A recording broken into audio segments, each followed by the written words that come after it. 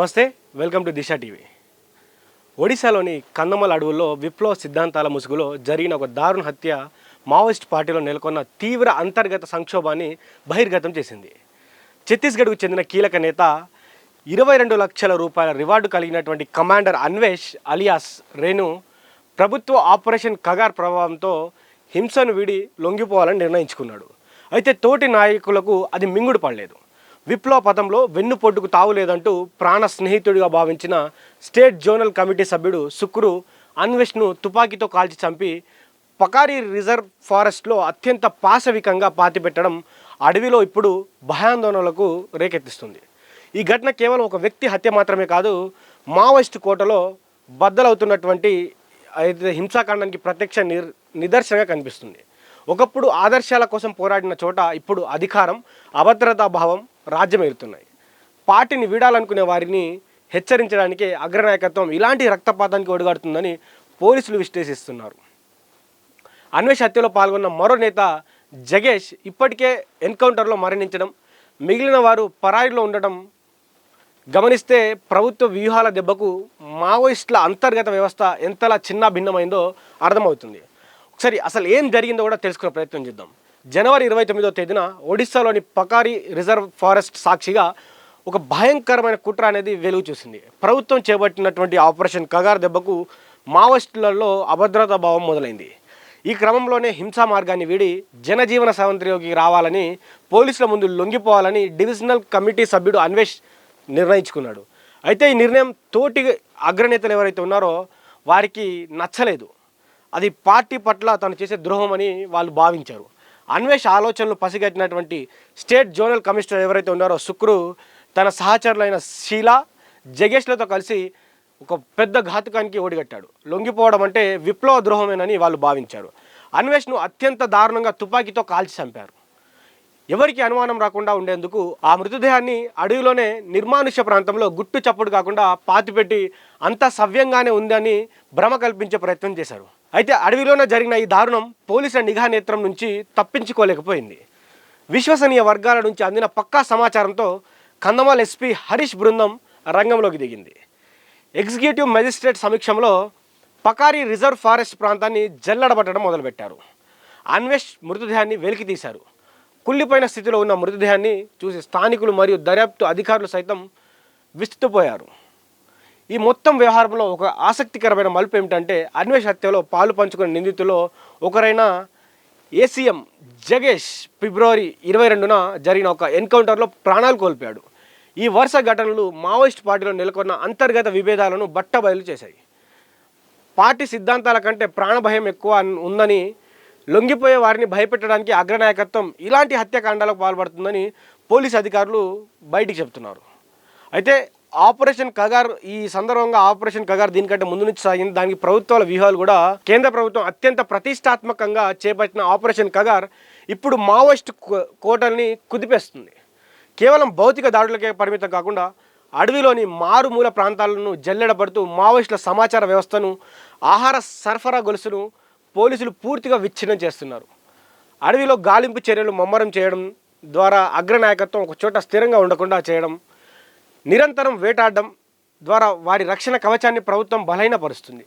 ప్రభుత్వం కేవలం బలప్రయోగానికి మొగ్గు చూపకుండా హింసను వీడండి, అభివృద్ధిలో భాగస్వామ్యం కావండి అనే నినాదంతో బలమైన పునరావాస ప్యాకేజీలను అమలు చేస్తుంది. లొంగిపోయిన మావోయిస్టులకు వారిపై ఉన్న రివార్డు డబ్బును అందజేయడం, సొంత ఇళ్ళు, ఉపాధి అవకాశాలు మరియు వారి పిల్లల చదువు బాధ్యతను ప్రభుత్వం తీసుకోవడం క్షేత్రస్థాయి క్యాడర్లో గొప్ప మార్పు కారణమైంది. ఈ ఆకర్షణీయమైన పథకాల వల్లే అన్వేష్ వంటి కీలక కమాండర్లు కూడా తుపాకీని వదిలి సాధారణ పౌరుగా బతకాలని ఆశపడ్డారు. అయితే ఈ పరిణామాలు మావోయిస్ట్ అగ్రనాయకత్వంలో తీవ్ర నైతిక స్థైర్యాన్ని దెబ్బతీశాయి. పోలీసులు నిరంతరం నిఘా, డ్రోన్ల నిఘా మరియు గూఢాచారి వ్యవస్థ బలోపేతం కావడంతో దళ సభ్యుల మధ్య అనుమానపు బీజాలు నాటుకున్నాయి. ఆహార కొరత మరియు అనారోగ్య సమస్యలు తోడవడంతో ఒకప్పుడు సిద్ధాంతం కోసం పోరాడిన వారు ఇప్పుడు ప్రాణాలు కాపాడుకోవడానికి సొంత వారిపైన దాడులకు తెగబడుతున్నారు. ఈ మానసిక యుద్ధం మావోయిస్టు పార్టీని అంతర్గతంగా నిర్వీర్యం చేస్తుంది. అయితే వాస్తవంగా వీరి సిద్ధాంతాలు ఏంటి, దాని అనుకున్నటువంటి వాస్తవాలు ఏంటో కూడా తెలుసుకునే ప్రయత్నం చేద్దాం. మావోయిస్ట్ సిద్ధాంతం ప్రాథమికంగా ప్రజల కోసం, ప్రజల విముక్తి కోసం అనే నినాదంతో ఉద్భవించింది. దళాది ఒక ఆదర్శవంతమైన కుటుంబంగా సామాజిక మార్పు కోసం పోరాడే యోధులుగా సమూహంగా అగ్రనాయకత్వం అభివర్ణించింది. ఒకప్పుడు కామ్రేడ్ల మధ్య ఉన్న పరస్పర విశ్వాసం, త్యాగనిరతి పార్టీ వెన్నెముకగా నిలిచాయి. కానీ కాలక్రమేణా ఆ సిద్ధాంతం బలహీనపడి ఇప్పుడు అధికారం మరియు మనుగడ కోసం సాగే పోరాటంగా మారిపోయింది. సొంత మనుషులనే చంపుకునే స్థాయికి ఈ ఉద్యమం దిగజారడం ఆదర్శాల ముసుగులో జరుగుతున్న అసలు హింసను ఎత్తి చూపుతుంది. ప్రస్తుత పరిస్థితిలో అడవిలో దళం అంటే ఒక రక్షణ కవచం కంటే ఒకరిపై ఒకరు నిఘా ఉంచుకునే అనుమానాస్పద శిబిరంగా మారిపోయింది. నమ్మక ద్రోహం అనే ముద్ర వేసి తోటి సభ్యులను అంతమొందిస్తున్నారు. ఇప్పుడు ఇది సర్వసాధారణంగా మారిపోయింది. అన్వేష్ వంటి కీలక నేతకు శుక్రు దారుణంగా కాల్చి చంపడం వెనుక ఉన్న ఉద్దేశం లొంగిపోవాలనుకునే ఇతర క్యాడర్ను ఒక భయంకరమైన వార్నింగ్ ఇవ్వడమే అయితే, ఈ పాశవిక చర్య పార్టీ పట్ల గౌరవాన్ని పెంచడం కంటే కింది స్థాయి కార్యకర్తల్లో ప్రాణభయాన్ని మరియు అగ్రనాయకత్వంపై అసహ్యాన్ని మరింత పెంచుతుంది. చివరగా అన్వేష్ హత్యోదంతం ఏదైతే ఈ ఉదాంతం అంతా ఉందో మావోయిస్ట్ పార్టీ సిద్ధాంతపరంగా ఎంతటి దివాలా తీసిందో స్పష్టం చేస్తుంది. ప్రజా విముక్తి కోసం తుపాకీ పట్టిన వారు ఇప్పుడు అదే తుపాకీని తమ సొంత సహచరుల గుండెలకు గురిపెడుతున్నారు. ప్రభుత్వం పునరావాస పథకాలు మరియు ఆపరేషన్ కగార్ సృష్టిస్తున్న ఒత్తిడిని తట్టుకోలేక సిద్ధాంతాలను పక్కన పెట్టి హింసనే ఏకైక మార్గంగా ఎంచుకోవడం వారి పతనానికి నాందిగా కనిపిస్తుంది. సిద్ధాంతం చచ్చి కేవలం అభద్రతా భావమే రాజ్యమేలుతున్న ఈ క్రమంలో అడవిలో విప్లవ గలం కాస్త అంతర్గతంగా యుద్ధంగా మారిపోయింది. అన్వేష్ హత్యాదోత్త మావోయిస్టు ఉద్యమ పతనానికి ఒక స్పష్టమైన నిదర్శనంగా కనిపిస్తుంది. ఒకప్పుడు సామాజిక మార్పు కోసం గలమెత్తిన ఈ దళాల్లో ఇప్పుడు సిద్ధాంతం చచ్చి కేవలం ఉనికిని కాపాడుకోవడానికి, సొంత జీవితాన్ని కాపాడుకోవడానికి మాత్రమే ఈ పోరాటం ఉన్నట్టుగా మిగిలింది. తోటి కామ్రేడ్ను శత్రువుగా పరిగణించి కాల్చి చంపడం అనేది పార్టీలో నెలకొన్నటువంటి నైతిక విలువలు, దాని వెనుకున్నటువంటి క్రూరమైన పద్ధతులు ప్రజల్లోనే కాకుండా కింది స్థాయి క్యాడర్లో కూడా అవి వెళ్ళడం జరిగింది.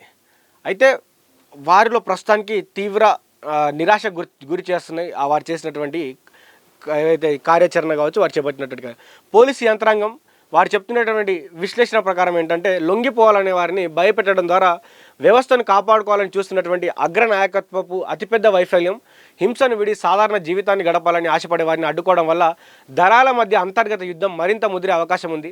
ఆపరేషన్ కగార్ ద్వారా ప్రభుత్వం విసిరిన ఉచ్చు ఒకవైపు, సొంత వారిపైనే నమ్మకం లేని అభద్రతా భావం మరోవైపు మావోయిస్టు కోటల్ని లోపల నుంచే బలహీనపరుస్తున్నాయి. చివరిగా ఏ సిద్ధాంతమైనా మంచి ప్రాణం కంటే మించింది కాదు. కందమాల అడవులో మారుతున్న ఈ సమీకరణాలు అడవి బిడ్డలు కొత్త ఆలోచనలకు దారితీస్తున్నాయి. తుపాకీ గొట్టం ద్వారా వచ్చే మార్పు కంటే శాంతియుత జీవనం ద్వారా లభించే గౌరవమే మిన్నా అని అన్వేష్ వంటి వారు భావించినా అది రక్తపాతంతో ముగియడం విషాదకరం. ఆపరేషన్ కగార్ వేగవంతం అవుతున్న ఈ తరుణంలో మరికొంతమంది లొంగుబాట్లు పెరుగుతాయా లేక ఇలాంటి అంతర్గత హత్యాకాండాలే కొనసాగుతాయన్నది వేచి చూడాల్సిన అవసరం అయితే ఉంది. ఎందుకంటే ఒక్క తోటి సహచరుని చంపినటువంటి ఈ సిచ్యువేషన్లో మిగతా వాళ్ళందరూ కూడా పెద్దగా ఇబ్బంది పడే అవకాశం కనిపిస్తుంది. ఎందుకంటే ఈ రోజుల్లో తోటి కామ్రేడ్ని చంపాలనే ఆలోచన ఎవరికి రాదు. ఎందుకంటే ఇప్పుడు వారికి ఉన్నదే తక్కువ బలం. ఆ తక్కువ బలంలో వారు ఉన్నటువంటి వారిని ఎలా కాపాడుకోవాలి, ఉన్నటువంటి కమాండ్ కావచ్చు, ఏదైనా ఉన్నటువంటి ఆ కొద్ది మంది కామ్రేడ్లను ఎలా కాపాడుకోవాలనే విధంగా ఉండాలి. కానీ సహచరుణ్ణి చంపేయడం అంటే అది తన సొంత నిర్ణయం, అంటే కొన్ని కాన్సెప్ట్ అంటే ఉంటుంది కదా, వాక్ స్వాతంత్రం కావచ్చు, తన సొంత నిర్ణయాలు తీసుకునే తనకు ఉంటుంది. కాబట్టి ఆ నిర్ణయాలు తీసుకునే అవకాశం అన్వేష్కి ఇవ్వాల్సి ఉండేది. అన్వేష్ని అలా చంపేయడం కరెక్ట్ కాదని కూడా చాలామంది ప్రజలు అంటున్నారు. మావోయిస్ట్ నాయకులు, ఎవరైతే లొంగిపోయిన మావోయిస్ట్ నాయకులు కూడా ఆశ్చర్యపోతున్నారు. అన్వేష్ని చంపేశారంటే కూడా ఆశ్చర్యపోతున్నారు. ఈ న్యూస్ బయటికి రాగానే చాలామంది కూడా మిగతా నాయకులు ఇప్పుడు ఎవరైతే అడవులో ఉన్నారో వాళ్ళు ఇంకా బయటికి రాకపోవడంతో నిజంగానే వారిని కూడా చంపేశారా, లేకపోతే వారు ఎక్కడైనా అజ్ఞాతంలో ఉన్నారో కూడా చాలామంది భయపడుతున్నారు. నిజంగానే ఇది నిజమైతే మిగతా నాయకులు ఎక్కడున్నారు, వచ్చిన వారిని ఎవరైతే మిగిలిన వారిని లొంగిపోవాలని కూడా ఇక్కడ లొంగిపోయినటువంటి నాయకులు వారికి చెప్తున్నారు. మీరు కూడా బయటికి వచ్చి లొంగిపోండి అని కూడా వారికి సలహాలు ఇస్తున్నారు. మరి అన్వేష్ లాంటి నాయకుడిని వారు చంపడం అనేది చాలా దుశ్చర్య. సో ఇట్లాంటి చర్యలు ఎవరు కూడా మావోయిస్ట్ పార్టీలో ఉన్నటువంటి నాయకులు ఇకపై చేయకుండా ఉన్నటువంటి వారు కూడా మిగతా వారందరూ కూడా వచ్చి లొంగిపోయి వారి సాధారణ జీవితాన్ని గడపాలని కూడా వారి కుటుంబాలు వేడుకుంటున్నాయి. కాబట్టి ఆ దిశగా మావోయిస్టులందరూ కూడా ఆలోచించాలని కూడా కోరుకుందాం. చూస్తూనే ఉండండి దిశ టీవీ.